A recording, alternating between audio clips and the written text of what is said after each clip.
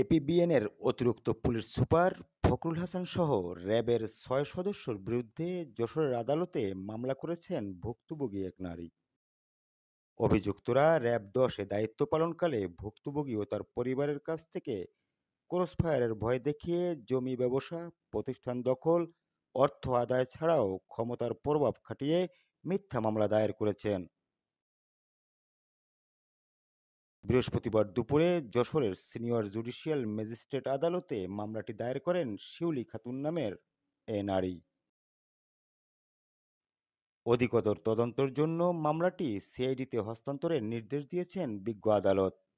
মামলার বাদী শিউলি খাতুন জানান, আমার স্বামী একজন সাধারণ কৃষক, সাধারণ মানুষ, সহজ সরল মানুষ, কিন্তু তার নামে ঢাকায় যাত্রাবাড়ি থানায় এএসপি ফখরুল হাসান বিগত শত্রুতার জের ধরিয়ে আমার স্বামীর কাছ থেকে আমার স্বামী সন্তানের ঘরের ভিতরে আটকা রেখে মেরে ধরে জমি জায়গাগুলো লিখে নিয়েছে। স্ট্যাম্প দিয়ে ডবল স্ট্যাম্প দিয়ে কিছু টাকা পয়সা ছিল ব্যাংকে, সেগুলো ব্ল্যাঙ্ক চেক দিয়ে সই করায় উঠাই নিয়েছে। তারপরে আমার স্বামী যখন মালয়েশিয়ার উদ্দেশ্যে 19 তারিখে 2023 সালের 19 তারিখে জানুয়ারি মাসে যখন ঢাকার উদ্দেশ্যে রওনা হয়, 20 তারিখে প্লেন টিকিটে আমার স্বামী মালয়েশিয়ায় চলে গেছে।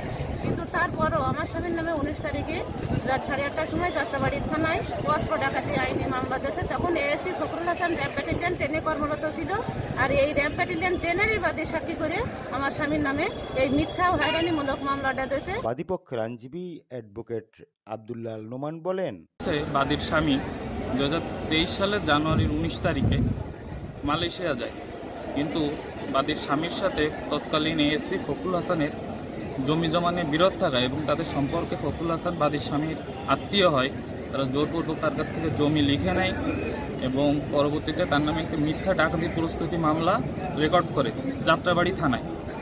কিন্তু তখন বাদীর স্বামী তার বিরুদ্ধে কোনো মামলা দায়ের করতে পারে নাই। বর্তমানে দেশের পরিস্থিতি স্বাভাবিক থাকায় এখন এসে তিনি মামলা দায়ের করলেন। মামলাটি ওবায়দুল ইসলাম অভি, গ্লোবাল টেলিভিশন, যশোর।